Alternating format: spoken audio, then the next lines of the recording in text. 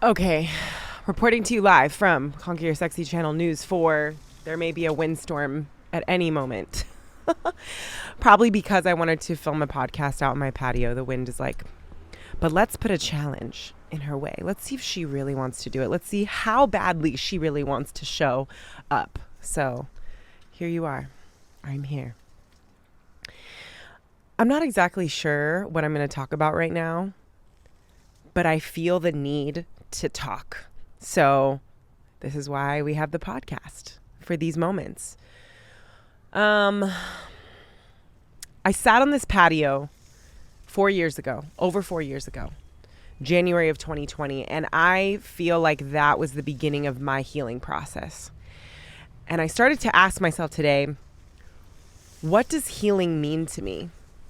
Like, what does that really mean? Everybody asks you, like, what is healing? What do you feel like you need in order to be the best version of you? What is self-care? What is self-love? Because all of these terms are used back and forth all of the time. And I think what it is for me in this moment is just not lying to myself. I'm realizing after 4 years, all that it is not lying to yourself. And then on top of that, taking action to change the things that don't feel good. You know the things that don't feel good for you. I don't know what the sound is going to be like with all these things aside. This is the first time I'm doing this, but I really like it out here. I started going to therapy in 2020 for the first time since I was a child. I went to therapy when I was a kid after my parents divorced for a few years, and that was good for me. But it was the first time as an adult. I was just coming out of an abusive relationship, emotionally abusive, physically abusive on my end too. And I'm just now coming to terms that I used physical force to defend myself when I was triggered. I never just like hit somebody because I wanted to hit somebody. I was triggered. Doesn't make it okay, but I understand that there was a root and there was a source to me acting out in that way. At that time, I had just gotten a break from working at a bar most days of the week. So I was able to kind of assess like, oh, I was drinking a lot and I didn't even realize it. I think that was the first time that I actually started to sit with myself and my emotions. I started meditating, didn't even know what that was really. And there was some meditation challenge my roommate was doing and I was like, okay, I'll do it. Deepak Chopra sounds cool. And what came up for me was that sitting with myself was really hard. Because that meant I had to actually experience discomfort.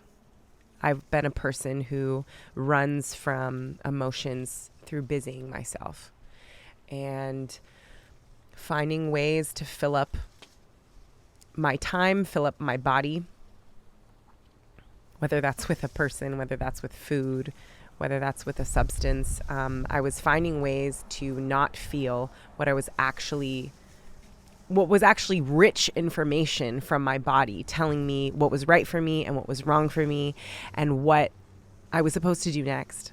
And coming full circle to today and why I think I'm feeling the need to talk is that I feel so empowered by my body's signals.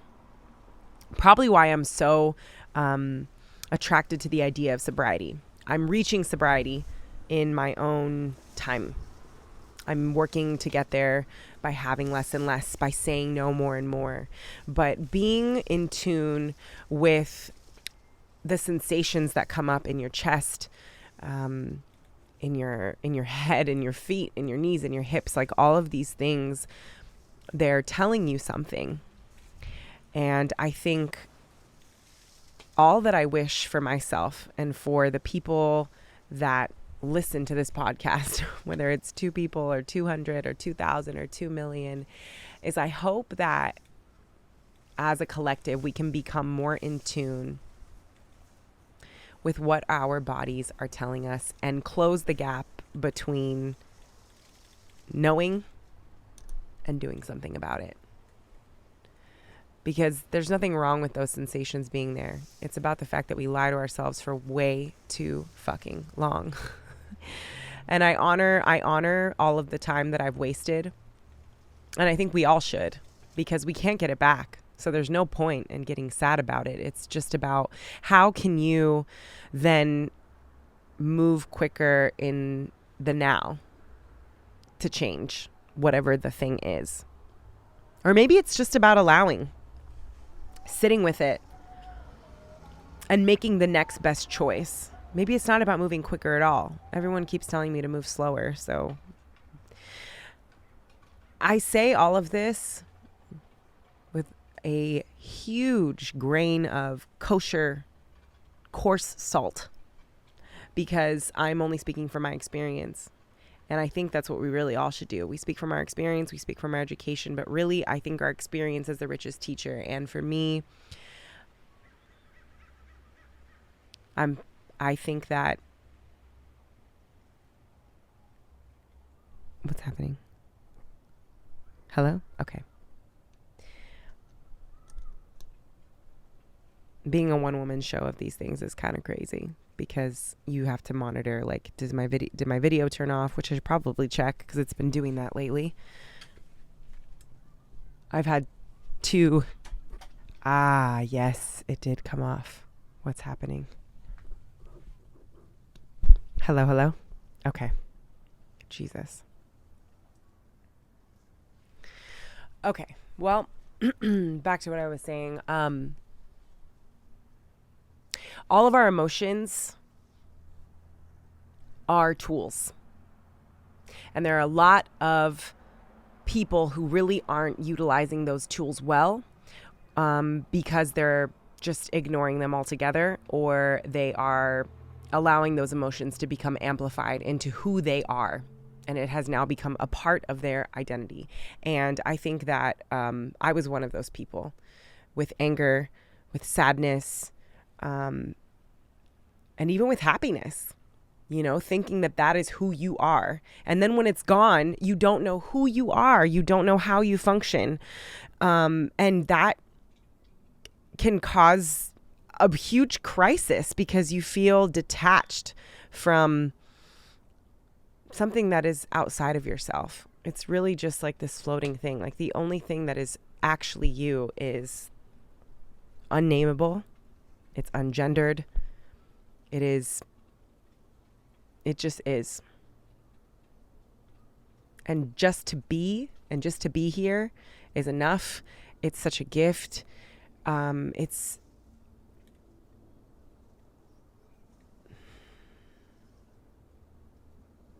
It makes everything else seem so small.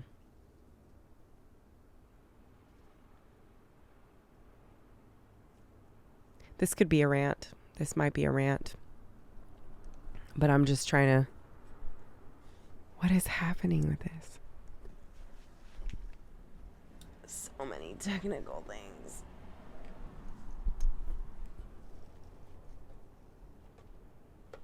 Yeah. Well...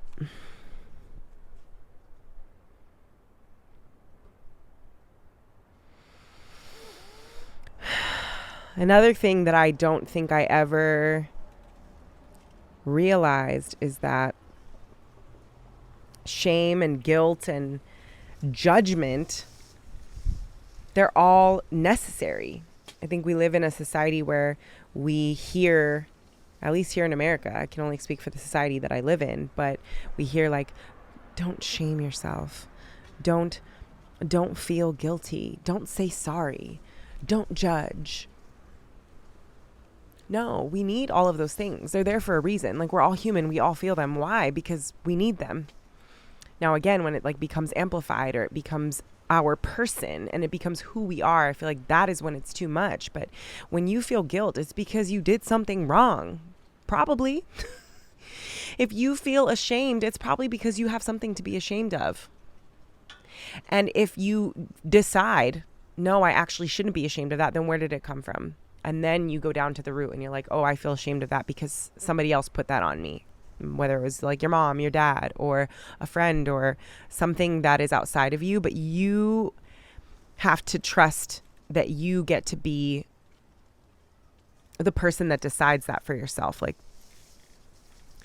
I think being aware of your own experience is healing. Being able to decipher, like, this is how I feel, this is what I need, this is what I want, and this is what I'm going to do next. And nobody can have a better answer for me than me. That is healing to me. Just trust in oneself. And that requires a lot of attunement to the body, a lot of attunement to the mind, a lot of attunement to like your external fields, what you want to let in, what you want to let out. Like if you are not in tune with your no and your yes, because you don't know what you want, you got some healing to do. And it's a constant process. 4 years later, I sit here and I'm realizing I'm excited for all of the work that I get to do in order to continue growing into the woman that I have always seen myself to be. I'm excited to do that work. I'm excited to get more in tune and to feel all of the feelings that are just rich information for the journey. It's all here, yet to be revealed. Yet to be revealed when you are ready. Yet to be revealed when you are receiving, and when you are receiving in gratitude. Because when we're not in gratitude, we cannot see 2 inches in front of our face because our problems look this big and they're this small.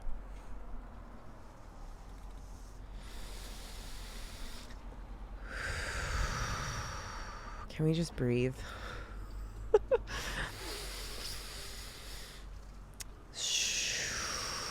trying to get better at breathing from my root and from breathing from my belly. I have very shallow breaths, and it's something that, well, at least for what I'm witnessing in comparison to the people that I breathe around, I'm like, everyone has a deeper well than me, it seems. So I'm excited to expand the breath. I think breath is the key to life.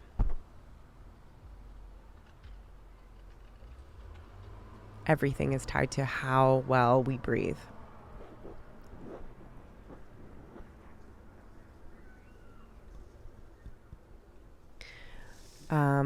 To wrap up, I think what I will say is that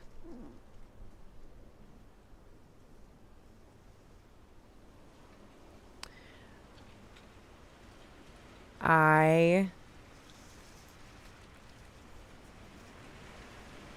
really, really love being in a perpetual state of healing. I think it requires a tremendous amount of courage to not ignore what your feelings are, to name them and to change them, and to separate yourself from the emotions. And so if you're doing that, you should be really, really proud of yourself. You're ahead of the game. Anything that is, I forget who said this quote, but bringing the unconscious to the conscious is the first step to healing. So the moment that you're aware of it, you're already healing, baby. This is a super messy podcast, and I'm not sorry, because we are just living imperfectly here, and doing the best that we can and showing up. And I am really happy to be alive today. And that's all that matters. Have a beautiful ass day.